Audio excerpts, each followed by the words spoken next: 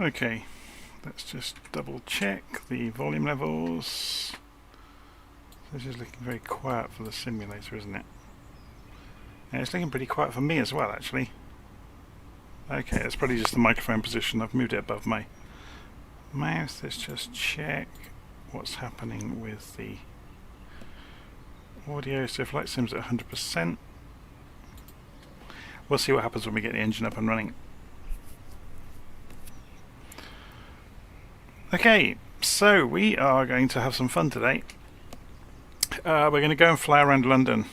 Basically, I've put the weather to few clouds just so you get to see something along the way. I've got all of the Orbex UK add-ons installed. Not airfields, just like the scenery add-ons, and the I've also got the Mamu Wheel of VFR stuff and the power lines, all that kind of thing. So we should have some good things to look at along the way. So just looking at live stream comments, Maverick saying, I've just bought the A300, any tips? Well, yeah, we could write a 300-page book of tips for it, but good fun with that, or have fun with that, I should say. So let's go have a look at the map. I apologise for this map looking absolutely crazy. We're going to take off from Duxford, and we're going to fly via VORs, but if you'll notice looking at the map, there are various airfields like Luton here that has restrictions around it, and there's another one here for Odiham Air Base, which has restrictions around it, and we've got another one here. Gatwick has restrictions around it. Heathrow obviously has restrictions around it, and London City has restrictions around it. Stansted has restrictions around it, and I was trying to make this so it doesn't hover over anything, but I can't really avoid it at the moment. So yeah, we'll be threading a path in between all of those restricted areas, just as an academic exercise. So obviously in the real world, those restricted areas are at particular altitudes, so you can fly underneath them quite often. But we will we'll have a play though. So we'll fly around and we'll try to trace that path purely using radio navigation to do it. So it should be good fun. Before we do that though, I have to remember how to start up this aeroplane, because I haven't been in it for a little while. So let's just make sure we've got controls working first. And we've got a throttle lever, we've got mixture lever mapped, so we're going to put full rich on the lever there. Have we got anything overhead? I can't remember how this aeroplane works, to be honest. So okay, so fuel shut-off valves are down here, and that's on left main already. So I think this remembers how it was the last time we flew it, so I may have to be quite careful about checking things. So batteries can come on, alternator can come on, the nav light can come on, beacon lights on. I can't remember if we have to have the fuel pump on to start the engine or not. We'll soon find out. So we'll crack the throttle open. I will go for maximum RPM, crack the throttle open. We'll put the auxiliary fuel pump on low.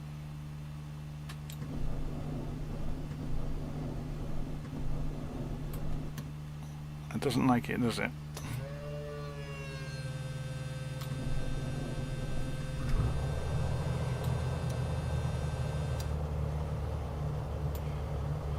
Okay, where's the RPM?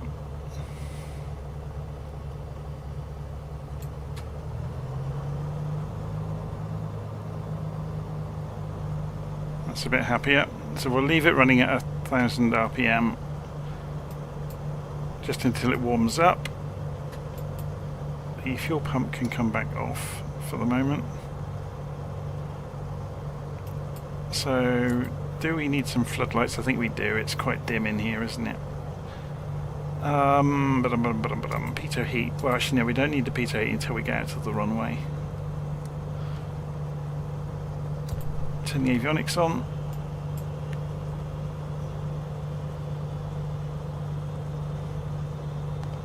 Wait for everything to calm down. There we go. set our altitude, just press B, it looks like it was good anyway. Or set the barometric pressure, I should say.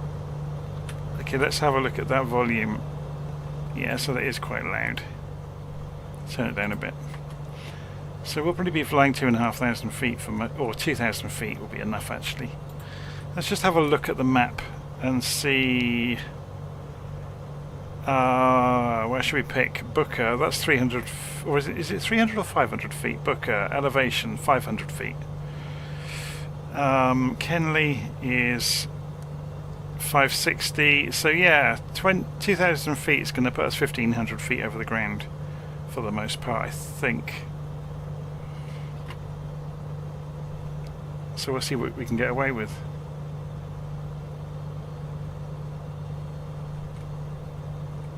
So you're saying you can't hear my aeroplane?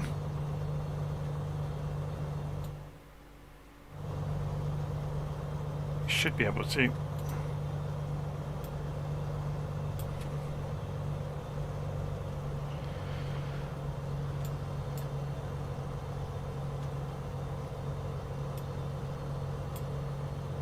Okay, how are we doing for temperatures? Cylinder head temperature is quite low, so if we run this up to 1500, I've got the parking brake on.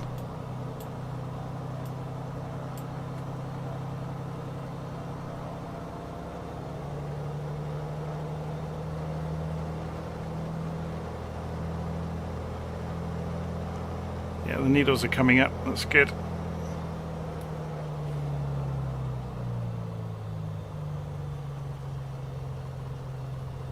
So let's have a look and see what's on here. So it's on an engine condition of 99%. That's obviously I lost 1% the last time I flew it. I was probably illustrating to people that you can damage it. So this should be on standby at the moment until we get out to the runway. Cabin temperature at 14 degrees centigrade. Fuel is showing almost full. Why is the fuel only showing on one side?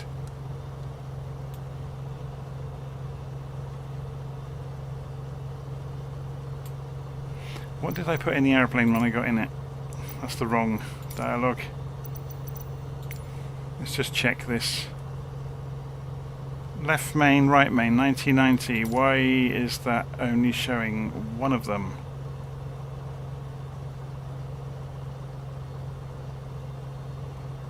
That's a mystery. Unless it only shows the one that you've got active. Let's just try changing this.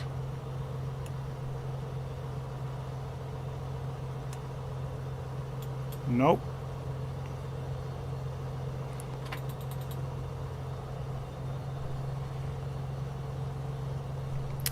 It should be each wing, because it's low wing aeroplane.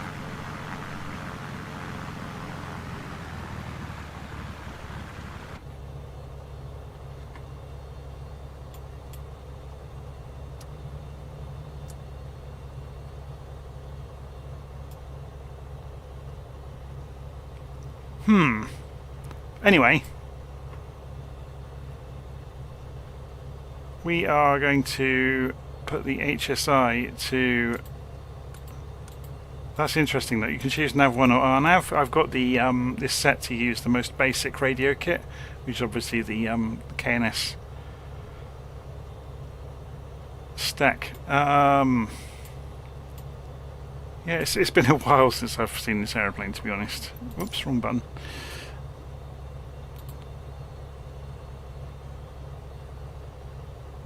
Yeah, so you only get the option of nav because we don't have a GPS unit on board.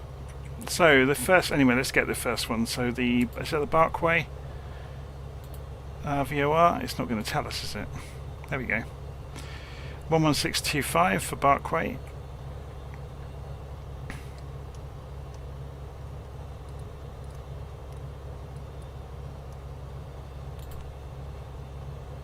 Yep, so this is working. It's come to life. And we should be expecting 202 degrees to get there. Obviously we'll be coming off the runway though. If we take runway 24 to take off,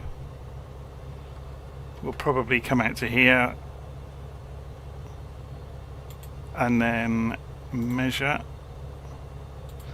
So we're probably looking at 190 degrees by the time we've taken off and got ourselves sorted out. So let's go and spin this around to 190. Again, we're just doing this for a bit of fun today, really. Right.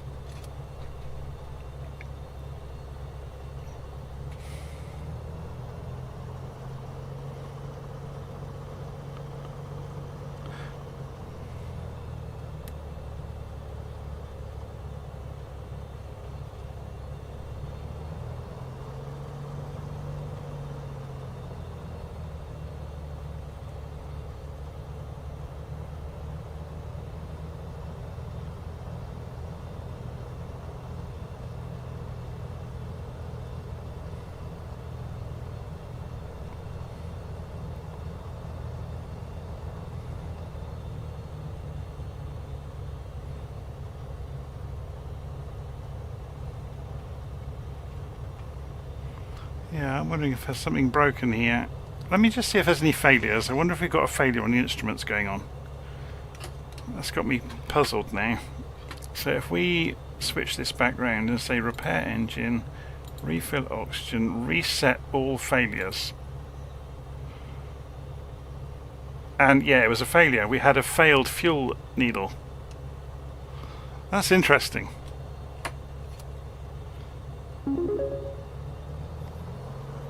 That makes a lot of sense, actually. So one of the things the Black Square aircraft can do is model failures, and we had a broken... So at least we noticed it, hey?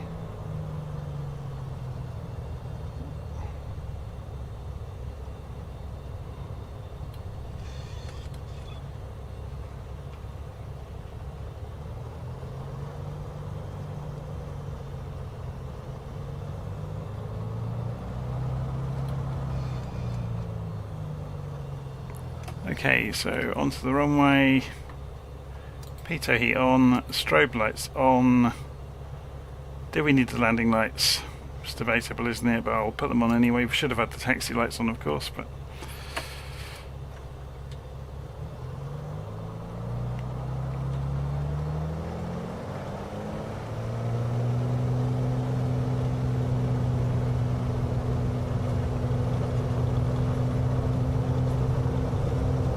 So shouldn't need flaps, got a nice long runway, got plenty of room to get some speed up. Gently rotate.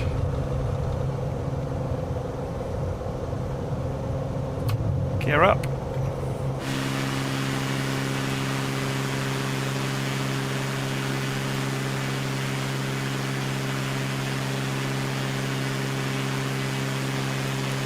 Say goodbye to Duxford. And our adventure begins.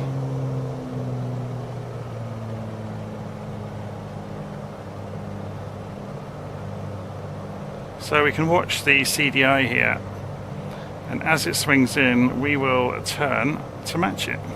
So coming up to 1,000 feet.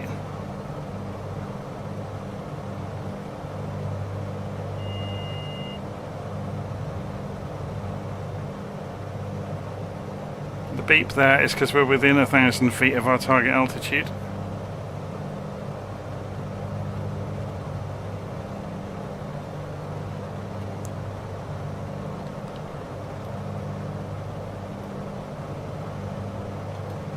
I'm just trimming the ailerons. The airplane's trying to turn, or trying to roll as well, which isn't helping us. Okay, should we put the autopilot on? So if we engage, it should go for just holding our direction. We can go nav mode though, because we're fairly close to it.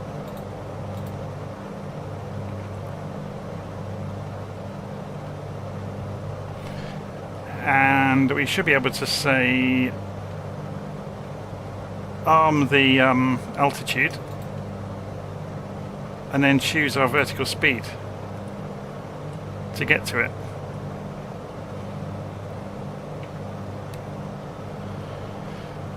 Okay, so as you can see, we don't have good distance. Oh, we do have distance measuring. It's here. That makes our life very, very easy indeed. So if we put this onto Nav1, see we're flying directly towards the Barkway VOR. We're going to fly away from it at 216 degrees. So we'll just change our course as we fly over the top of it. So we're now coming up to 2 miles from it. And the simulator has just frozen. There we go, he's just released us again. So let's get the heading bug going the same direction as us before we get there.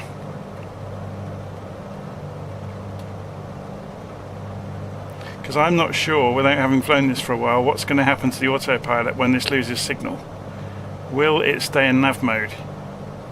Or will it revert to heading or pitch, or sorry, roll hold even? So 1 mile. Let's see what happens as we go over the top. Do we lose the arrow?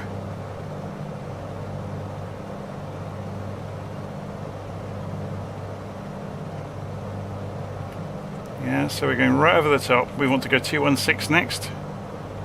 0.3 miles, and there goes the arrow. Oh, it's flicked round. No, it's gone. We've lost signal. What happened here? So it's still in altitude mode. It's got the signal, but yeah, it's just holding roll, look. So we want 216.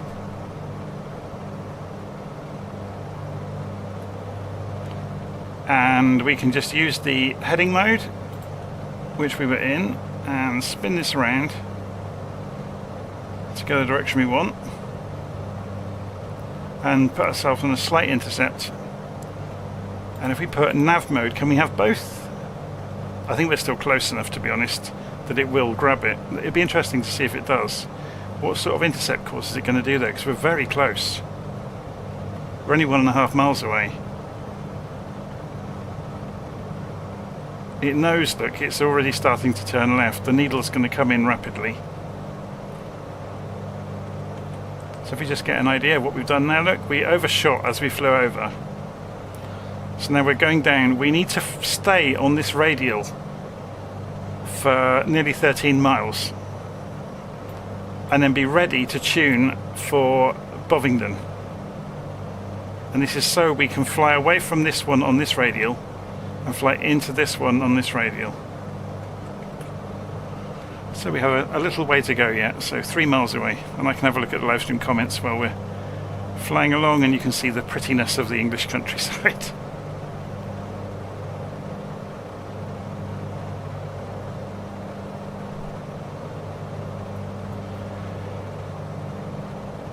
Do I do much flying on VATSIM? Hardly ever, because I just don't get the time to sit around. It's usually, I sit down late at night and I have to go with whatever's in front of me. I'll probably, when the AI controllers are available, which is in a couple of months' time now, isn't it? I might start recording and using those just to show people how that works. Because obviously with an AI controller, you've got them available when you are there. You're not having to plan your life around when there might be controls or controllers. So we're coming up for 5 miles away.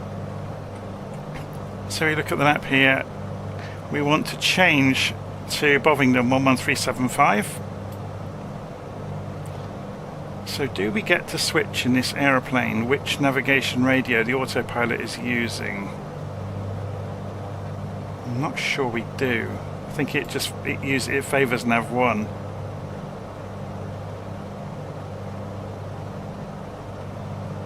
Pretty sure Nav1 is wired to this, and there's no way easily of changing it. The DME obviously can be changed, the distance measuring equipment.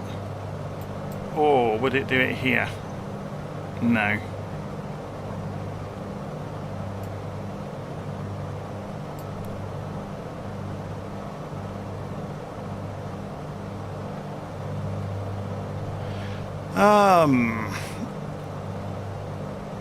Yeah, so what we can do is just get ready on the second frequency, So if we go and tune Bovingdon in 11375 on Nav1,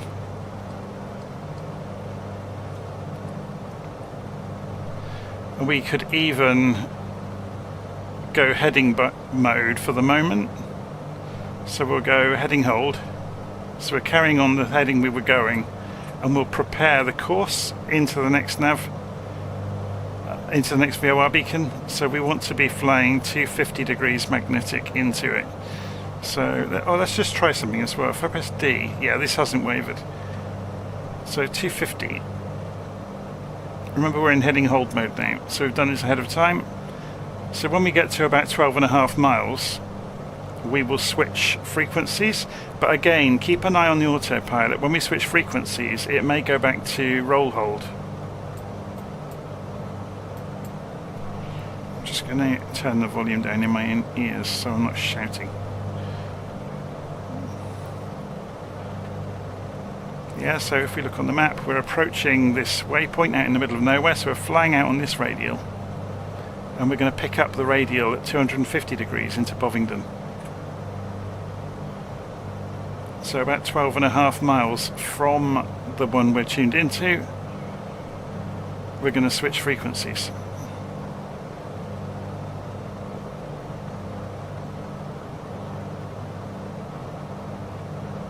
And we've lost that one, so we're going to switch over, and we're just approaching it.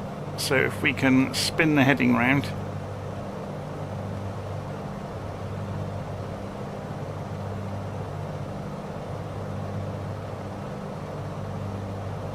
Just leave ourselves on a shallow intercept, and then we can just switch to nav mode on the autopilot when we're quite close to it. And obviously we're counting down now on the DME, so we've gone to nav mode now. So the airplane just continues turning, and we've managed to do that quite neatly. Yeah. So cut the corner off, we're now going in towards Bovingdon. So then we can do exactly the same trick again. This is a straight line between Bovingdon and Compton. So 11435 goes into our next frequency.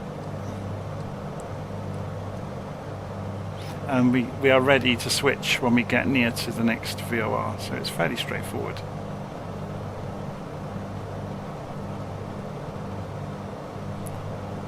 So this is really just a bit of fun this evening, just to fly a route around London, and we can, while we're on the quieter legs, we can have a look around at the scenery, because I've switched on things like, I think that might be causing the stuttering actually, the We Love VFR stuff.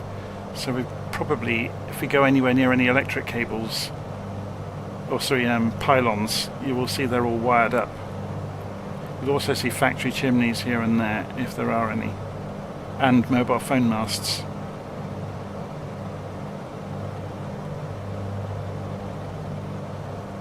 Probably a bit high to see them easily.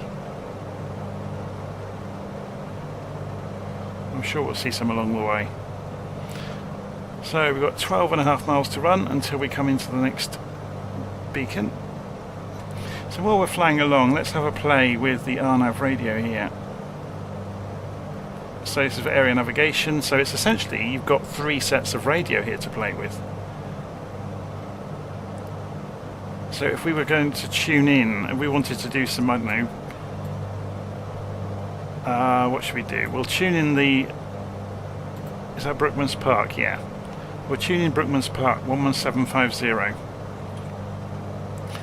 on the RNAV.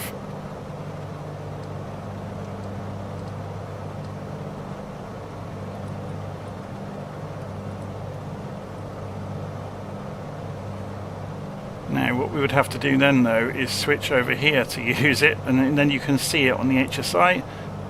But I'm pretty sure that the autopilot is following the HSI, so yeah, I don't really want to do that if I can help it. It's funny, isn't it?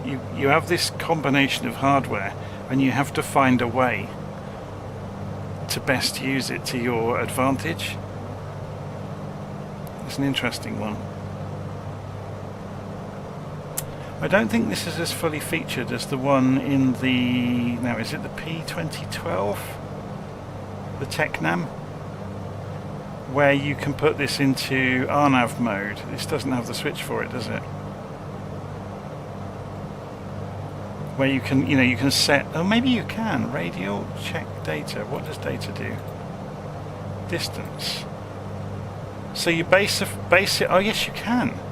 So you base your VOR on a frequency, then you choose a radial and distance, and you can make a virtual VOR station, and then you can slave the HSI off of that by using RNAV instead of NAV1, so you can make up radio beacons that don't exist. You can navigate via points vectored from real radio beacons. I've never tried it in this aeroplane. I don't know if it will work. I'm a bit tempted not to though, not for today's flight anyway. I don't know if anybody else has tried it. Ah, so Peter's saying that the KNS-81 is fully featured, so it should work. That's fascinating. I never realised it had it in it. Very cool. Yeah, so for example, if we wanted an extra radio beacon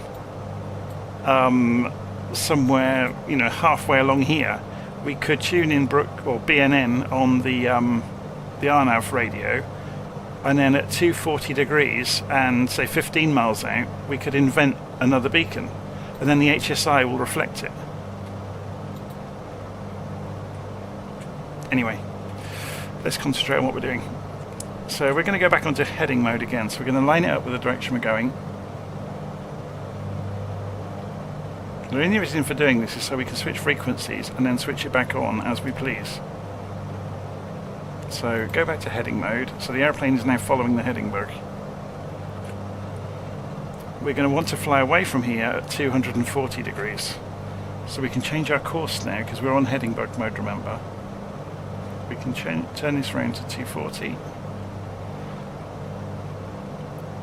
We are 3.5 miles away, coming up.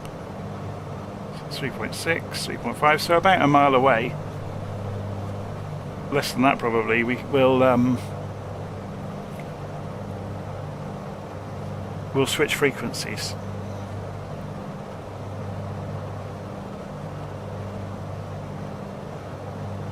So then we'll be flying towards the next VOR station.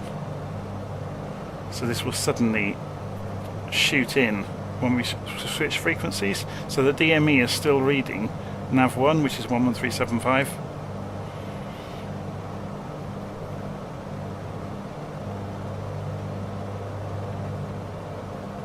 So I've got a little moment where we can do. So yeah, we're still reading, flying towards there on the distance measuring equipment. As soon as I switch, it will read 30 miles away.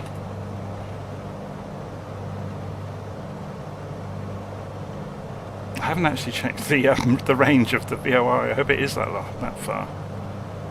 So if we now switch frequencies, there we go, and say nav mode, and it should make the turn itself because it's close enough. Oh, is it going to?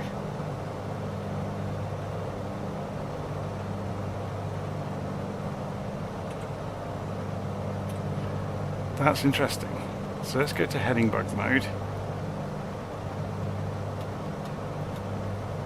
I think what's going on here is you're actually seeing it not being super accurate. Look, it's wobbling around. We may be at the limits of its range. Let's have a look at Compton. No, it's got 150 mile range, so it may just be the weather that's causing it. Maybe they factored that into the Bonanza. Can you see that wavering? It's all over the place, isn't it?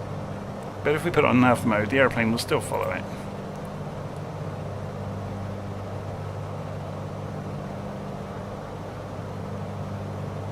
So we're now counting down like 27 miles to run down into the Compton VOR.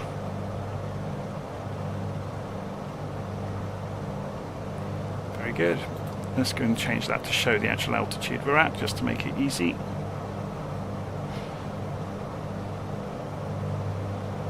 We're a bit cold inside the cabin. Where's the heating controls in this thing? Are they over on the co-pilot side? I can never remember this. On the different aeroplanes.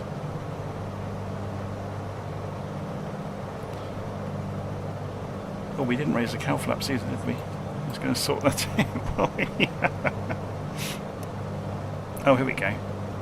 Cabin heat. We just warm it up gently. Keep an eye on it.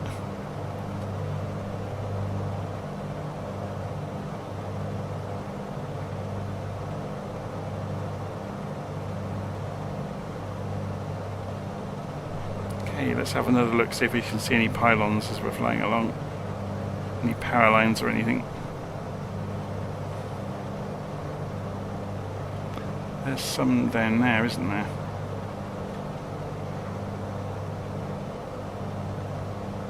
Can you see? They've actually got cables, so you can hit them.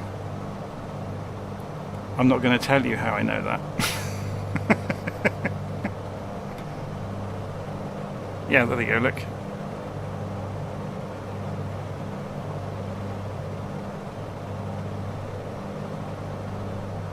Very cool. Oh, I'm too close to the window now.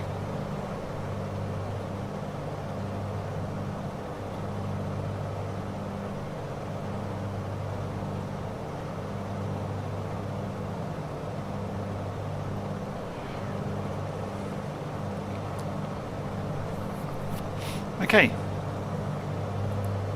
22 miles to run. Counting down. Flying towards the Compton VOR. So after Compton we are going to fly a radial and a distance again, because we're flying it to a point in the middle of nowhere just using the radios, and then we'll turn in towards the next VOR. So let's just check the range on the Midhurst VOR. 100 miles, yeah. They're all hugely powerful VOR stations, so it should be great.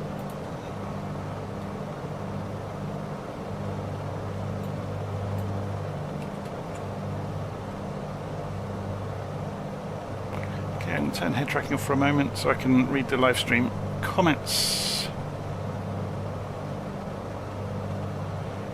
So, Jamie Hernan Castillo Salas. Hi Jonathan, I'm telling you a friend was travelling on the JL plane that crashed in Haneda.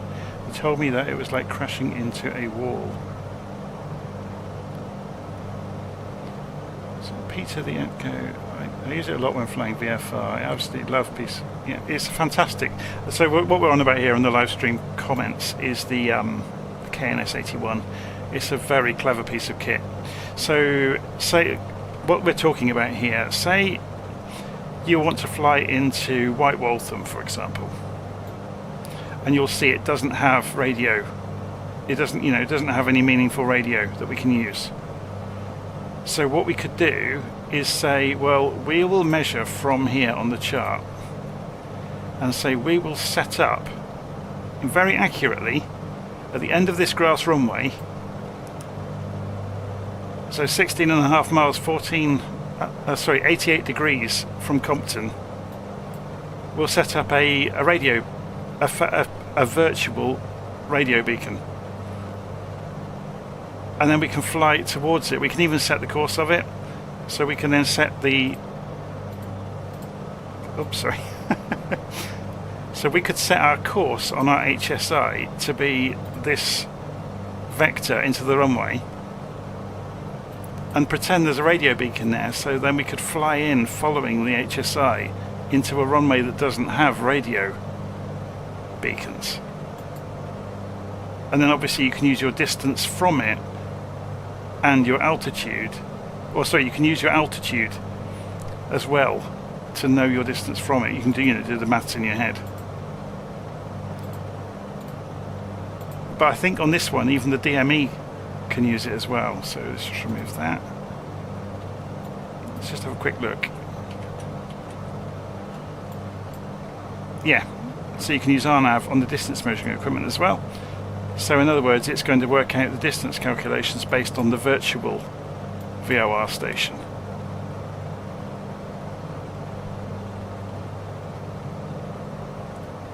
So you can essentially invent radio beacons.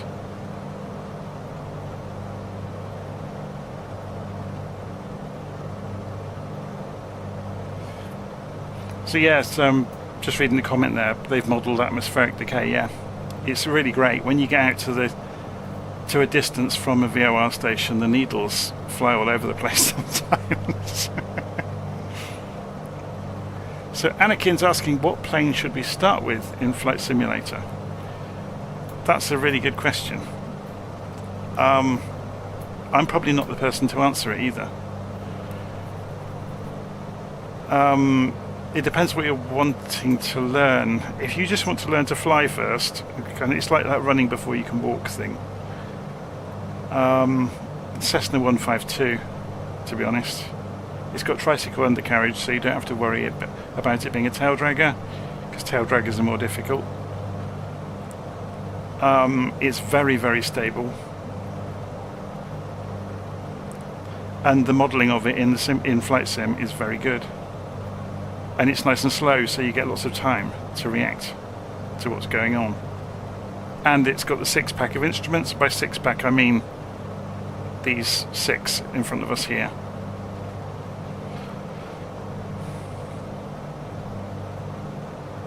So we're 11 miles out from the VOR. So we're going to prepare to fly away from the VOR at 186 degrees, but we're not going to do it just yet.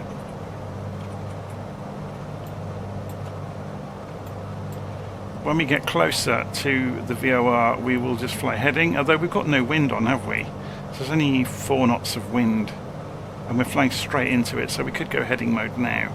It's not going to make a huge amount of difference. So I've just lined up the heading bug. If we switch to heading mode on the autopilot, we're now flying directly towards the heading bug, so the airplane's not tracking the radio beacon anymore.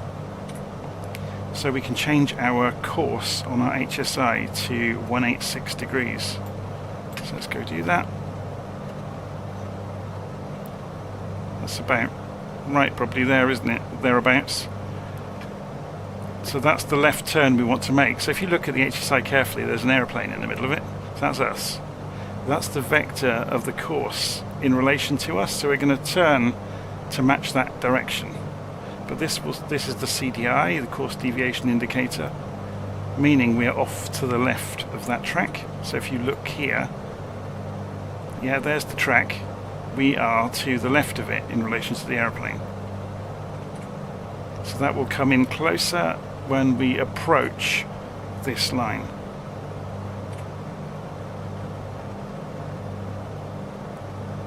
And we can tell, just by looking, because we're flying towards the beacon, we can see the numbers counting down on the miles.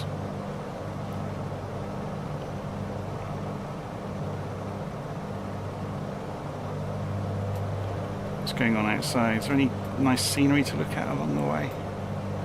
It's all rolling green hills, isn't it? Isn't it fascinating? You can be playing with the instruments and never look outside. And yet this simulator has the best simulation of the atmosphere that I've ever seen. It's absolutely scary how good it is. So 5 miles from the beacon. Remember, we're staying on the same frequency. We're flying into the beacon and back away from it. So when we approach, we can actually use the heading bug and spin it round. The autopilot is tracking, it's in heading mode. So we can turn the heading bug as we get close to the VOR station, so we don't overshoot it. I mean, it doesn't really make much difference to us today, but get the idea.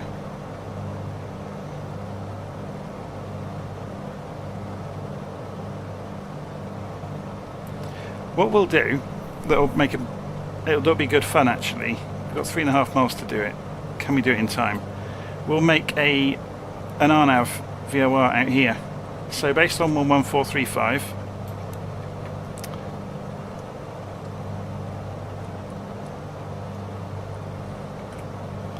at a 186 degrees, 18 miles.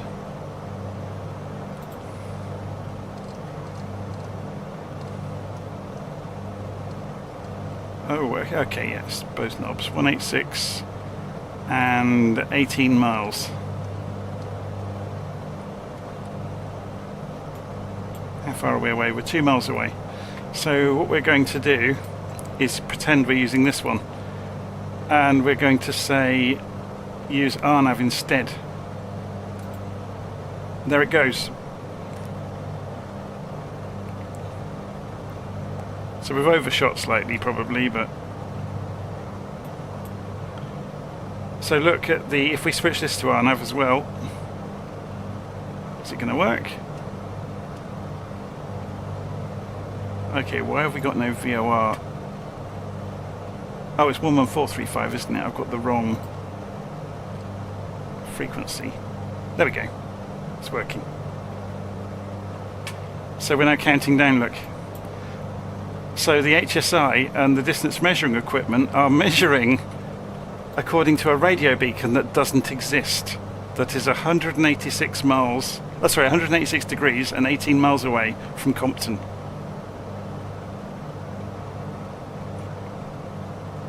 Yeah, does that make sense? So on the RNav radio here, we have said this frequency, this radial, this range make us an RNav navigation point, basically. So then we switched over the HSI to use RNav and the distance measuring equipment to use RNav.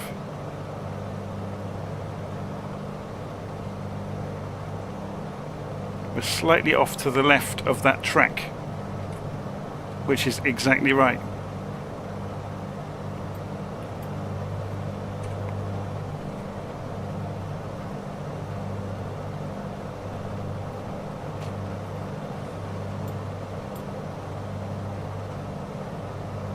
Yeah, the shame of this is in the real world they are decommissioning the VOR stations very quickly because GPS has taken over. It's much more reliable, it's much more accurate. You know, any one time the airplane can be told where it is to within a few feet.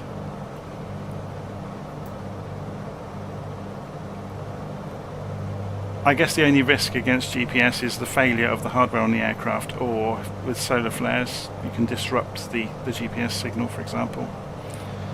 But then most airplanes, most of the big jets for example, have inertial navigation.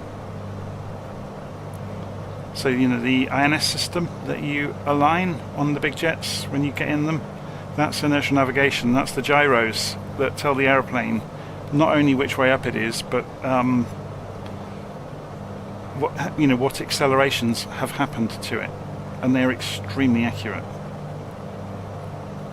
But obviously, as the airplane barrels along through the sky, the INS system is calibrated against the GPS system.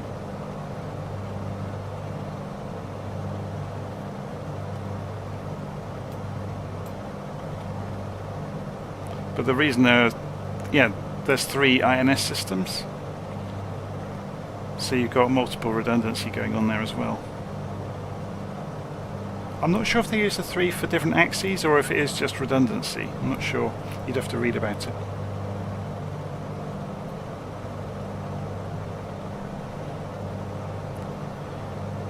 Okay, so we're 10 miles out from our pretend VOR station. And then we are going to switch to go to Midhurst, so we're going to want to fly the 108 degree course to Midhurst.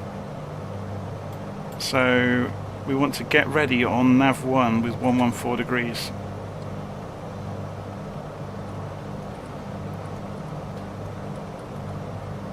We can't switch frequency though, remember. Or can we? Well, yes, we can, because RNav is an independent radio. So if we go and switch that, notice that needle, that's the nav 1 needle, has switched, but this one's still going. So this is a separate radio than either of these two. This one's tuned to 11435. We've just gone and switched nav 1 to 11400, which is the Midhurst VOR. So what we can do is the same trick as previously. We know we're on the right track with the heading, so we can go to... we're on heading mode, we're not using nav, which is why we didn't intercept more quickly. We've stayed parallel. But we can leave that on heading mode then. and we can prepare the next course, which would be 108 degrees.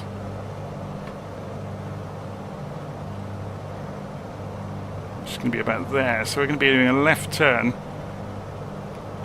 So yeah, if you think about it, a left turn to 108 degrees, which will take us towards Midhurst.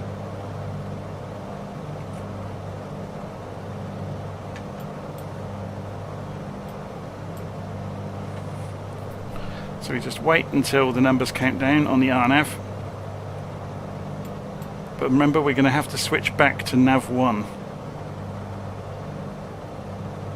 So we'll wait till we're within, say, 1.5 miles.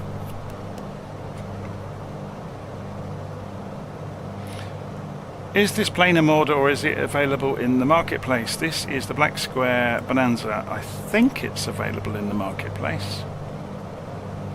But you can also buy it from the Just Flight website. You may be able to buy it from lots of other shops, but I'm not sure who retails the Black Square aircraft. Black Square is one developer, and he's done an amazing job. There was an interview with him a while ago in one of the big aviation websites. Fascinating that he's managed to do so much on his own.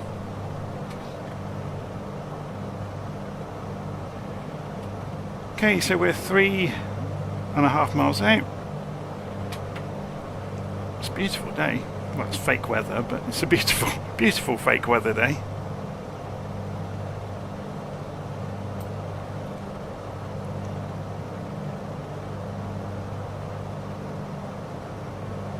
So remember, we're in heading mode, which plays into our hands, so we're just using the needles as indications, really. So we can begin turning, put ourselves on an intercept. So what we could do is go switch this back to Nav1 now, switch this back to Nav1, and it's in the ballpark, look, so we're going to put ourselves onto an intercept course. So we're just cutting the corner off slightly. Normally you'd be looking to intercept at a bit sharper angle than that, so maybe 30 degrees or so.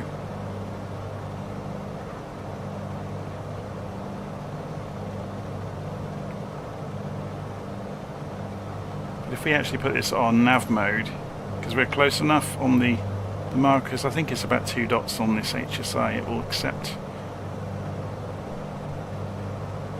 So the airplane will turn left on its own in a moment. Well, that's the plan anyway. So this is just confirming, this is on Nav1, which is the HSI. The distance measuring equipment is now counting down the distance to the next VOR at 11400. Look at that wavering. That's that atmospheric modelling that we were talking about. It's wobbling around, isn't it? And the airplane's turning, look.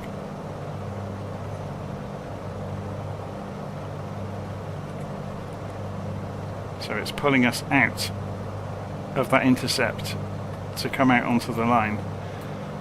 Okay, so we're flying towards the Midhurst VOR. The next one, although we've got a little while, is Ockham. 11530, so we can prepare that way in advance. 11530. Just double check it, 11530. There we go. So we just fly in to Midhurst and count the numbers down, and we can have a look out the window for a bit. So we'll just centre the head tracking up, and we can enjoy the countryside for a few minutes.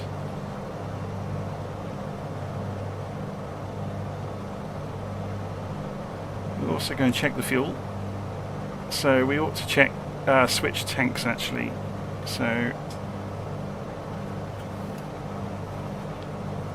we've used quite a lot of one tank and not the other. So we're going to let that catch up.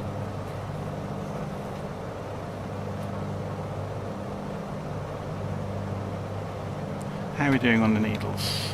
So manifold pressure is good, RPM is good. We could run the propeller a little bit faster, but I think we're fine. We're chugging along quite happily, about 145 knots. Cylinder head temperature is a little bit low. That's probably a consequence of not thrashing the engine. So if we push the manifold pressure out to 25, over the next few minutes you'll see that cylinder head temperature slowly raise. What about the... oh, we're a bit too hot in the cabin now, 30 degrees. So we'll push that back in a bit.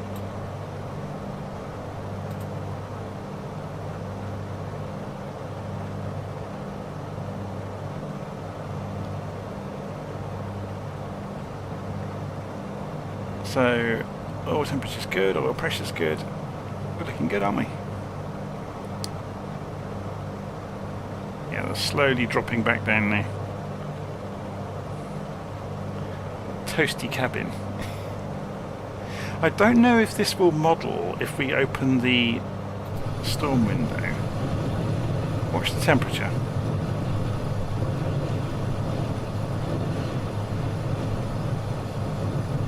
Yeah, it's going to come down quickly, isn't it?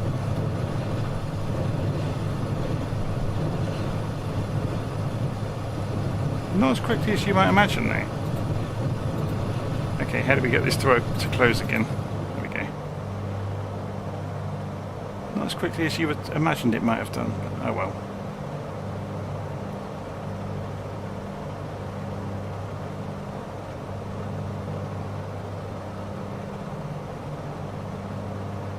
So the average Joe is busy doing IFR training. Oh, huge props to you. There's so much classroom stuff, isn't there, for the IFR stuff. I've got some of the books on the shelf from Poolies beside me. It's really strange though, actually. Having messed around in simulators for years, the instrument book was the one I knew the most about before I opened the book. A lot of the other books about the human body, you know, with limits of the body and all that kind of stuff, that was all new to me. And even the basic airmanship stuff with recovering from unusual attitudes and all that kind of stuff. I'd never read about any of that before, but the instruments was kind of my thing. It's the thing I found the easiest. But actually flying an airplane properly, without any of the instruments, was the thing I had the most to learn about, and that's why I did the series of videos ages ago, with things like standard rate turns and stuff like that. Which I think are brilliant exercises to do, you know, no matter how good you think you are, to go and see how accurately you can do a standard rate turn. Or like crosswind landings and stuff like that with the different techniques, with either crabbing and straightening it up at the last moment, or flying it in side slip so it's on the runway axis. It's interesting.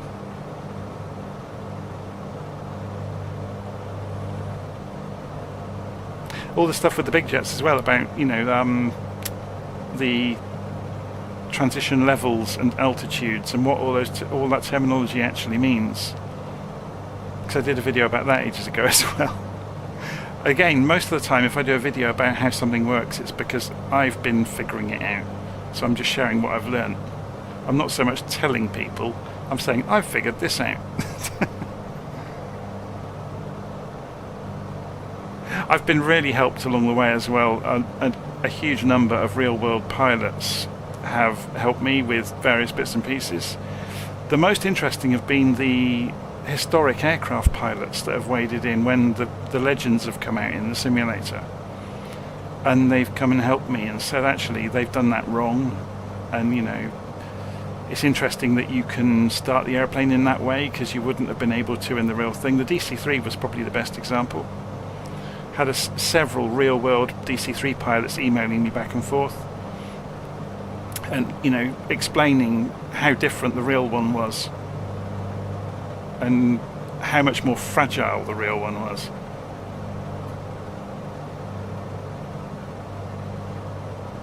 Seven miles to run. I think my favourite conversation I had over the years was with a real 737 pilot, when this is back in the days when the Zebo mod came out for X-Plane. And I put one of my first videos out was showing people how to get it started from cold and dark. And this real 737 pilot helped me make a version 2 of the video. And everything I'd done slightly wrong, he'd said, well, you wouldn't do that. And I'd say, well, why? And he said, well, you'd kill somebody. or you might kill somebody.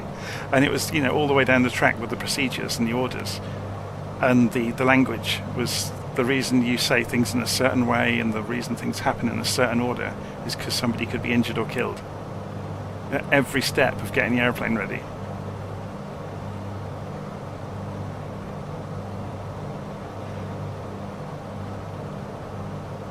Even down to things, you know, like the sequence of operations that isn't modelled in Flight Simulator around using the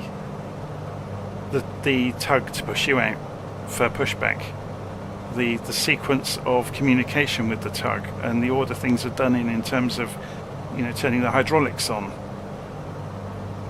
and you know it doesn't happen until pushback's happening. That kind of stuff with the 737 was enlightening.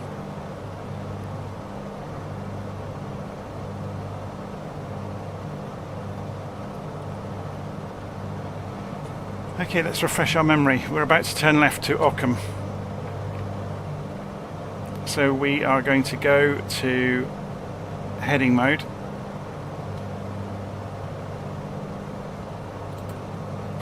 We're going to switch frequencies. There goes the VOR, or sorry, the HSI. We want to be flying 24 degrees. Which we're almost at. So if we just spin the plane round on heading mode,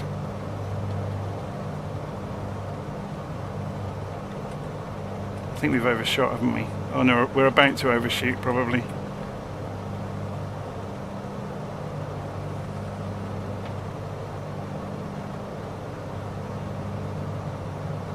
It's about 24 degrees maybe.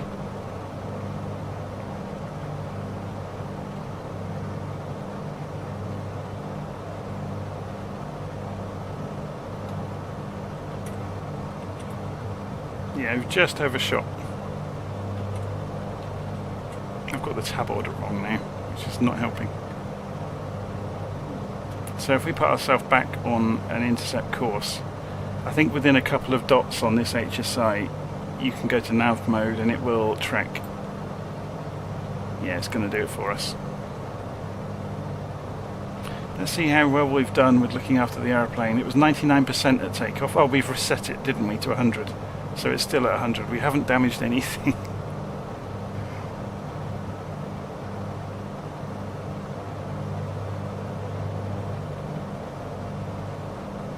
So the aeroplane's automatically put itself on an intercept.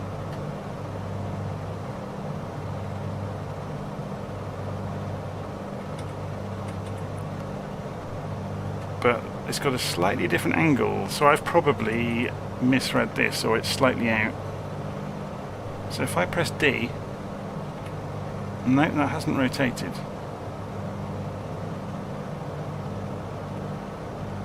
(10 degrees 24-ish).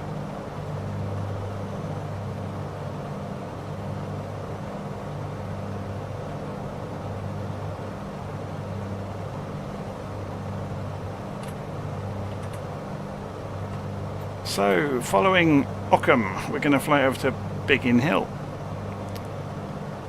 So we'll fly away from Ockham at 85 degrees.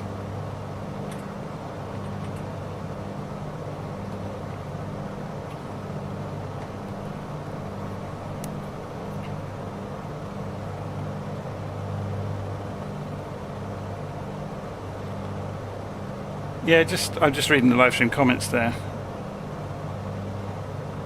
The Peter Cross, I'm so sorry. Just saw your comment about you. I show you a different aeroplane and you change your mind about what you're going to buy next. So King Crimson's saying, I like this idea of switching to heading when passing the VOR. Well, it's the only sensible way of keeping the aeroplane on track.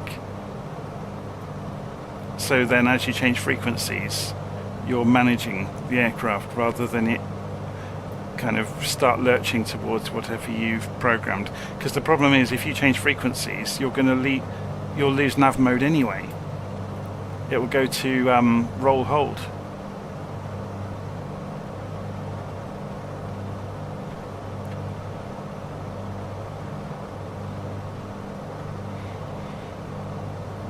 Temperature still hasn't come down a lot inside, has it? Should we push that in a bit further? It was a bit cold earlier, but now we've kind of cooked the cabin.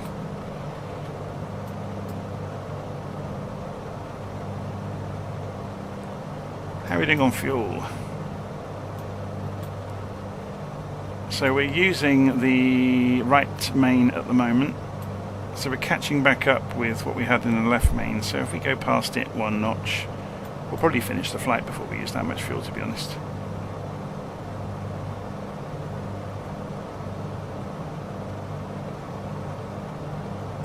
Should we up the RPM a little bit?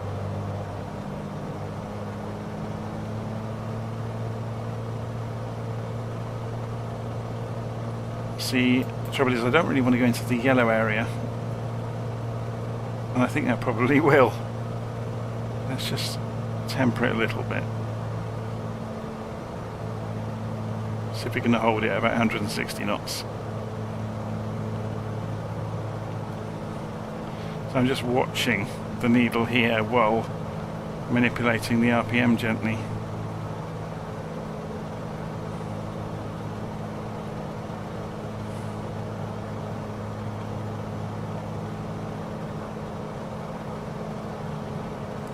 So manifold pressure's pretty stable.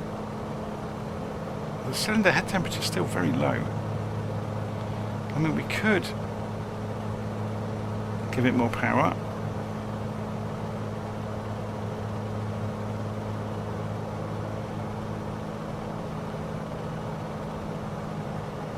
We have to come back off the RPM though to stop it over speeding.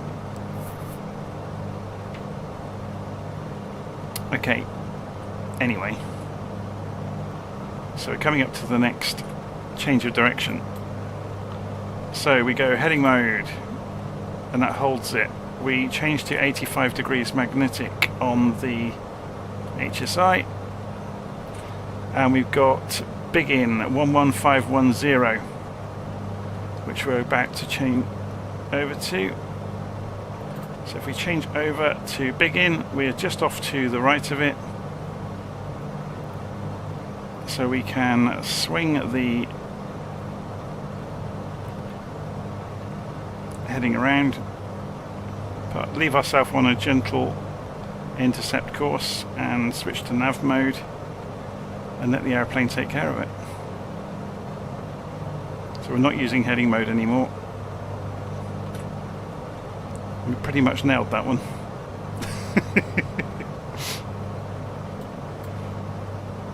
So this is kind of like marking your own homework, having LittleNavMap running. You could do this flight just by having the notes on the VOR stations.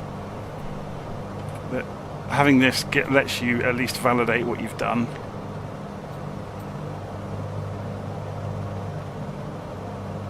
So what happened to that speed going around the corner? It held consistent speed, didn't it? It's fascinating.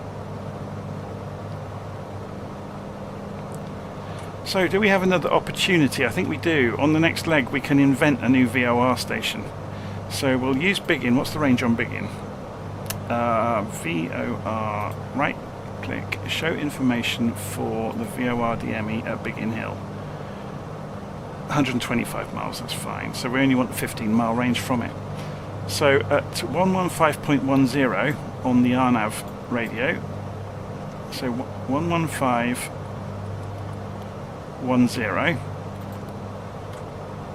on a radial of 48 degrees from it,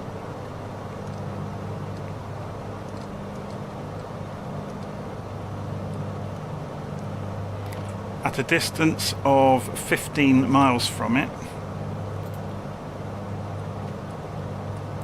we are inventing an RNAV navigation point.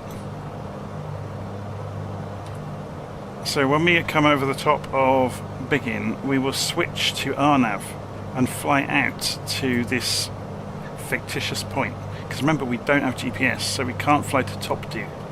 But what we can do is fly towards this RNAV waypoint. Another thing you could do is just fly, on that radial from Big In for a given distance. But this allows us to count down to get to this point in space, and then just tune to the next VOR when we get there.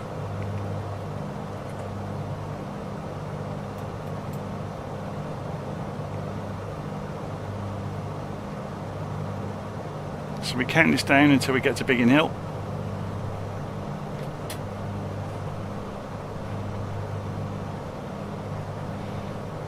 Oh, just looking at the live stream comments. Thank you, Russell. Well, I said earlier, all I really do is I share what I'm learning as I go.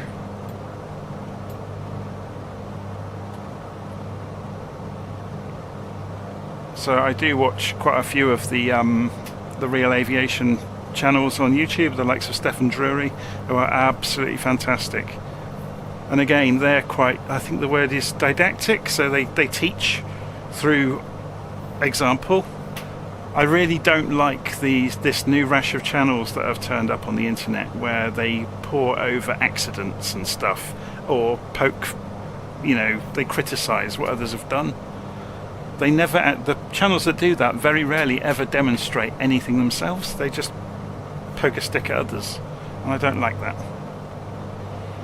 It's almost like they're recycling other people's content and criticizing it, rather than show anything positive.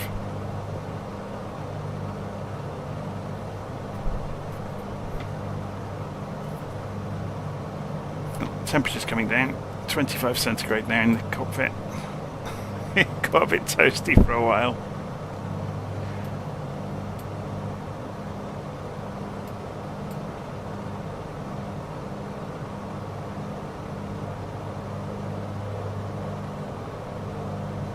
Yeah, watching some of Stephen Drury's recent videos where he went flying GA around England, for example, it was really brilliant to see the radio communication, and he talked through the various rules and the reasoning of why you would communicate with a particular sector or tower or so on and so forth.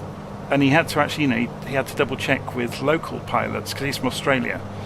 So he had to check with local pilots, just to make sure he was thinking in the right way about who he should be talking to at what points based on the maps. It was fascinating. Okay, so we're 4 miles out from Biggin. So we're going to go heading mode again. We've got the heading bug lined up. We want to be flying 48 degrees. So remember, we are going to switch to RNAV in a moment. So there's 48 degrees is about there-ish. 3.5 miles out. Remember, we're on heading mode, so we can do this now. So RNAV, RNAV.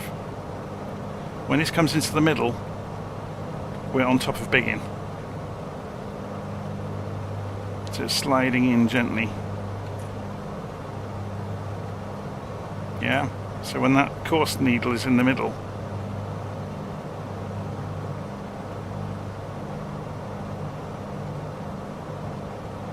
and this is counting down now to our fake waypoint. So we could start turning the aircraft on the heading bug and then let the autopilot take over after that, just to get us onto that course nice and accurately. And it's done it a little bit out, look, so I haven't quite got the angles right, but radio navigation is never super accurate. Oh no, the airplane's correcting, look, this is fascinating. This is why you have to watch what's going on. Has it got it right?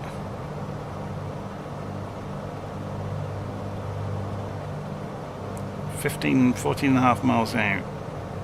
And that's wavering around, but it's fascinating sometimes to see how the hardware is reasoning.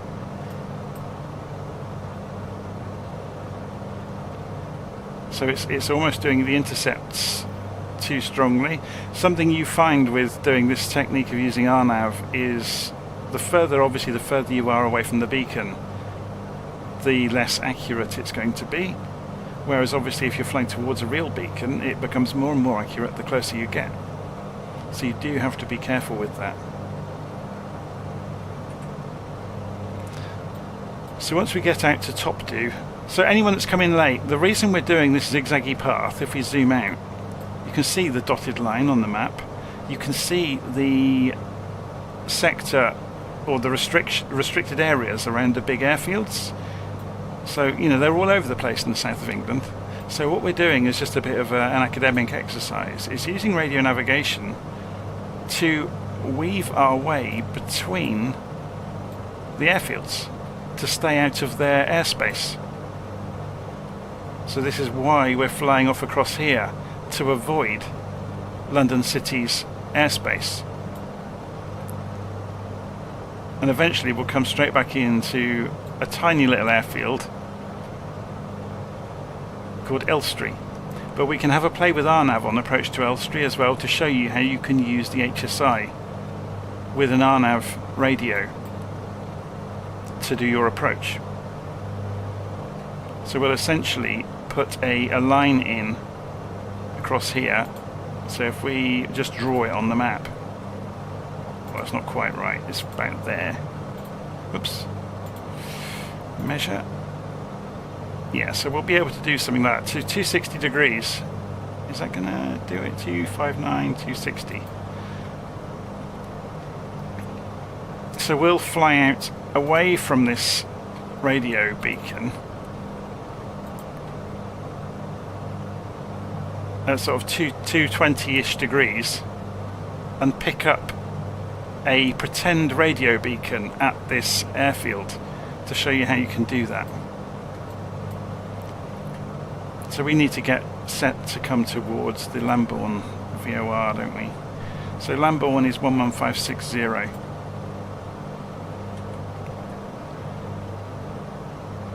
So again, we could put ourselves on heading mode because there's not much wind about. We're not going to vary, so we'll do that so we can play with this and see it happen on the way. So heading bug's lined up. Go to heading mode.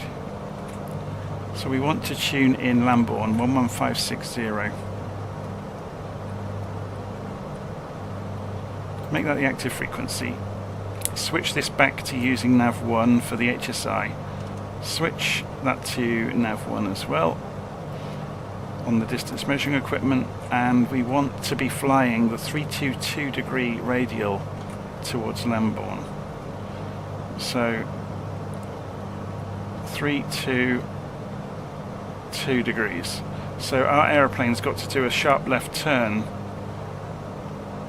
when we approach that CDI. Yeah. So the thing you could do though is leave this on RNAV. The RNAV radio is still tuned in on that vectored location, and you can count down the distance so we know when to turn, because obviously this is going to come sweeping in ever so quickly. So we can still use the RNAV distance measuring equipment to count down to our pretend point in space and give ourselves some time to turn.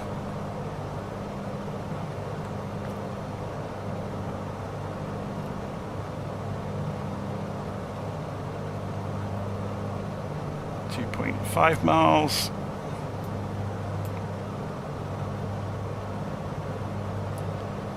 Two miles. You can see that the CDI is not coming in that quickly, is it? So at 1.5 miles we'll begin our turn.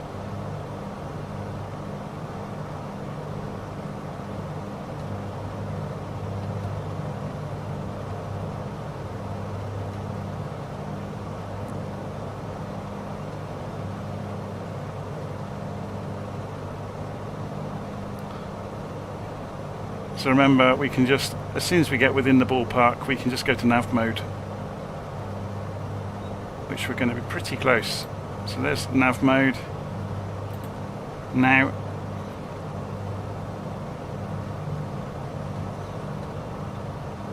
line the heading bug up as well, just for the future. So that was using nav1 on the HSI. We can switch this back over to use nav1 now. So it's 10 miles to run until we get to the VOR at 11560, which is Lambourne. So it's just a case of pragmatically using the tools in your toolbox, isn't it, really?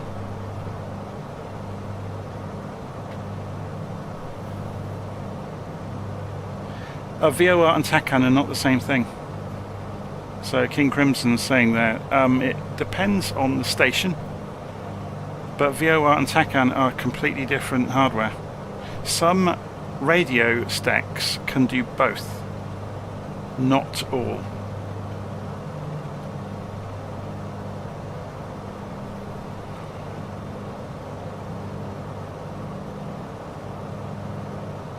They are related to each other. TACAN kind of predates VOR, I think. But it's a different, yes, different hardware. I'm sure a real-world pilot that knows about both could tell you the exact difference between the two. I don't think TACAN is directional in the same way that VORs are.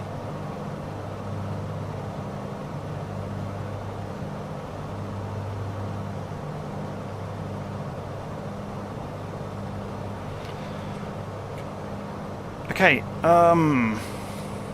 when we leave Lambourne then we're heading off to Brookman's Park 11750, so we'll get that tuned in on the standby frequency over here, 11750. We'll also get RNAV set up for this point in space over here, so 11750 on the RNAV. So press data to put the marker on frequency, 11750,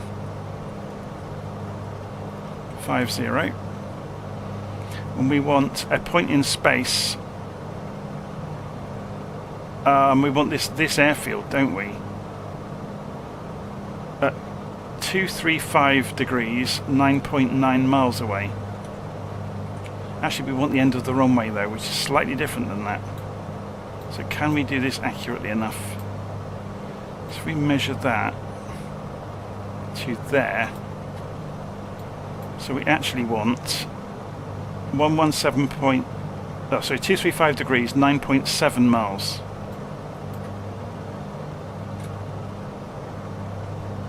Just double check that one. I can't see the numbers. 235, 9.7. So 235.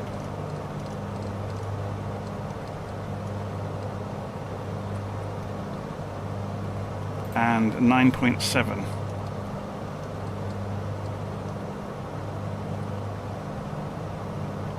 We can only go in. That's a shame. Can we go? Oh, we can. Brilliant. So you can do it extremely accurately. So then we won't be using that for another few minutes. So we want to go to Brookman's Park now. So we're going to be a bit late with doing this. 117.5, there it goes. So we want to be going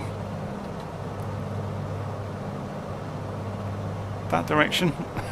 This is another way of using a VOR, by the way. You turn the HSI until the needle lines up and then turn to that direction. So obviously that means you miss. So you're behind the aeroplane doing it that technique. Really we want 302 degrees if we want to be on this exact track, which it kind of is. 302 degrees is probably about there. So at the moment we're off to the right, which we know, so we can put ourselves on a intercept with the line. Could go on a stronger intercept than that, to be honest. So it's given us sort of 20 degrees-ish to get back onto the line, which you can see is happening here. And then obviously if we put ourselves on nav mode, because we're close enough, the aeroplane will straighten us up onto it itself. And now we're on nav mode, we can just center the radio, the heading marker back up. Okay, so when we fly away from Brookman's Park, what we're going to do is turn to, we'll go a little bit earlier so we've got longer. Measure distance from here. So say if we went 200 degrees away from the beacon, so we'll remove this one.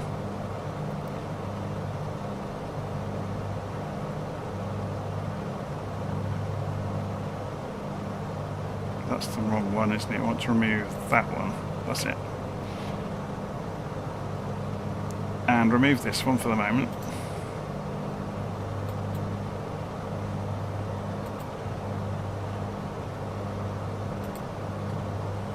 Draw that line in again. So we're going to fly away from Brookman's Park at 200 degrees. And we're going to switch the radio over to RNAV and tune the HSI to 261 degrees on its course. And the HSI is going to behave as if Elstree has ILS, which I know sounds mad. Well, it won't have the full ILS, it will just have the localizer, it won't have the glide slope. But we can use the distance measuring equipment to know the distance, because we'll be projecting this point at the end of the runway from Brookman's Park. So the RNAV radio will tell us exactly where this is in relation to us. So obviously then you can tell 8 miles out you should be 2,500 feet above the ground, at 4 miles out 1,200 feet above the ground, and so on and so forth. So you can chart your vertical position if you couldn't see anything.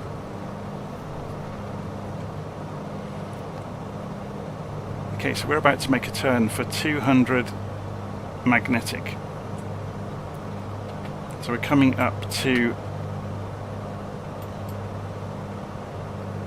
the beacon.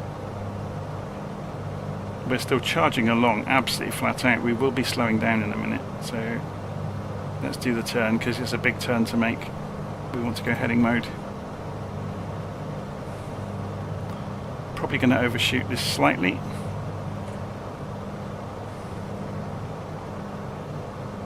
Oh, maybe not. So at this point we're running heading mode, yes, but we're going to go and change the radio over to use RNAV. So RNAV's all programmed in. So the HSI now and the distance measuring equipment are relating to the runway, and we want to have 261 degrees as our course, which is the runway course. And there it is. Okay, so we're flying along. When we cross that line, that's the runway. So I'm slowing the airplane down now.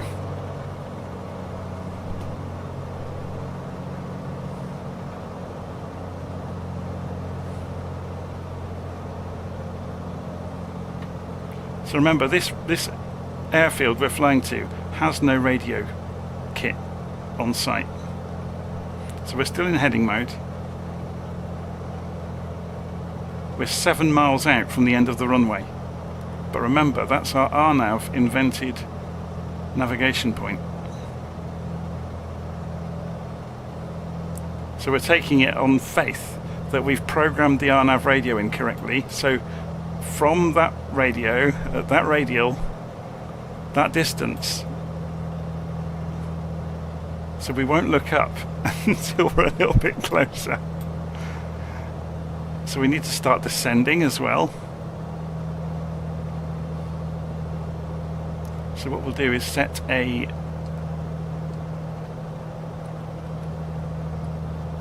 .500 target,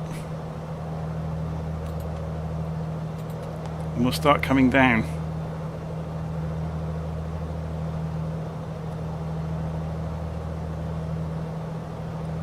At 300 feet a minute would be enough for the moment. Okay, so we're almost on the line.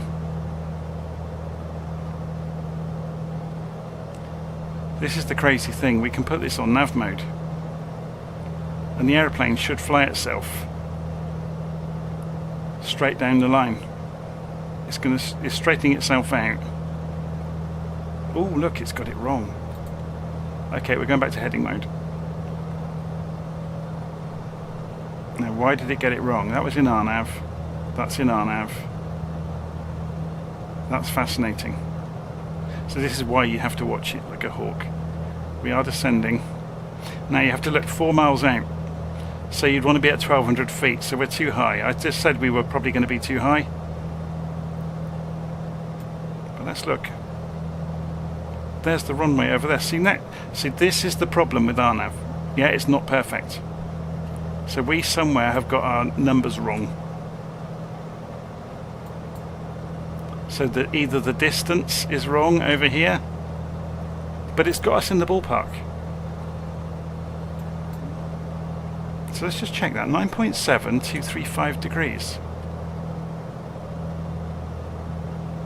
Yeah, it's just slightly wrong, isn't it? Okay, so we're going to come off the autopilot anyway now. I'm going to land the aeroplane.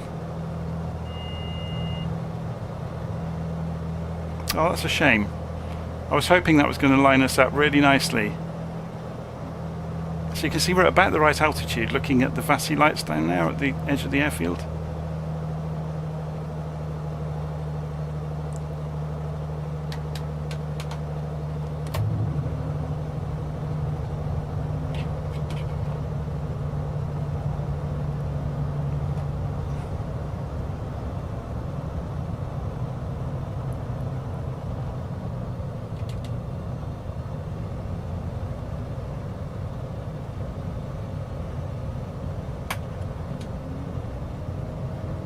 So flaps.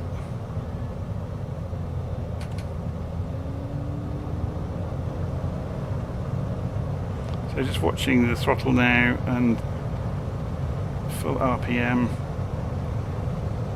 We should have had the cowl flaps open, but I've completely forgotten about them because talking is always the downfall.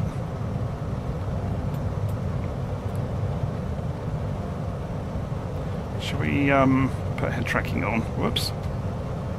There we go.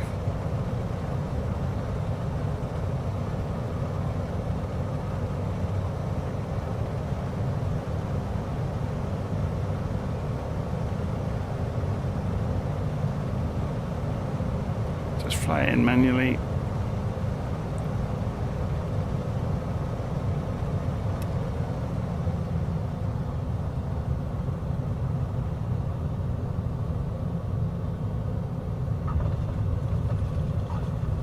And there we go.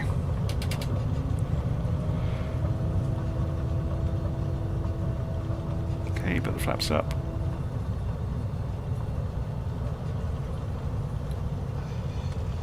Roll long for the taxiway. We didn't put the landing lights on either, did we? Actually, we might have had them on the whole flight, thinking about it. But this really wasn't about procedural stuff. This was just about playing with radio navigation.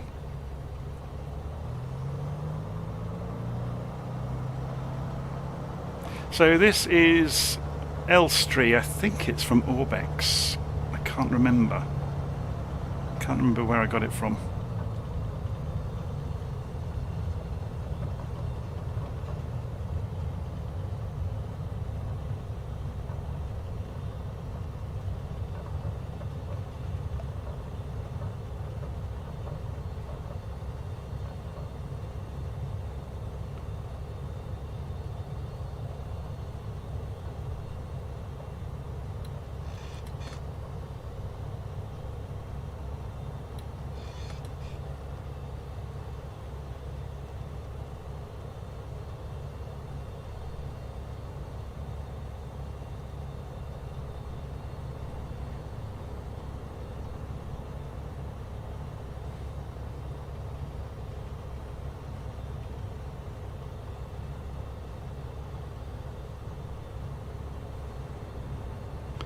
So should we pull in right in front of the control tower in the HM Customs?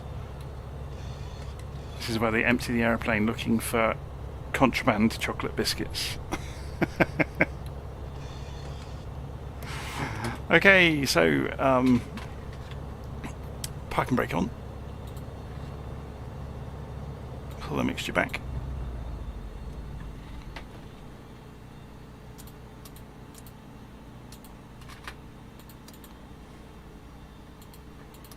Master avionics can come off.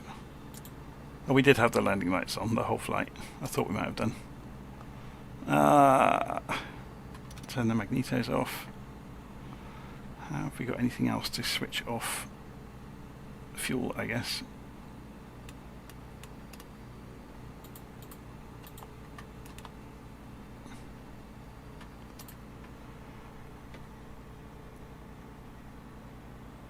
think that's about it. Oh, we didn't push the heating back in, did we?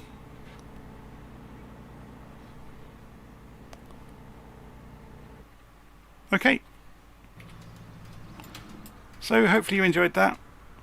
And the airplane's still in one piece and we can use it again.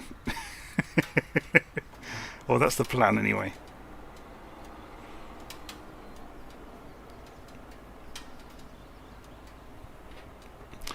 So yeah, just reading the live stream comments there, Takan is military. So you will find that some modern radio sets can do both, but not always. But you'd have to go and have a read up on what the exact physical differences are between, you know, the way they work. But yeah.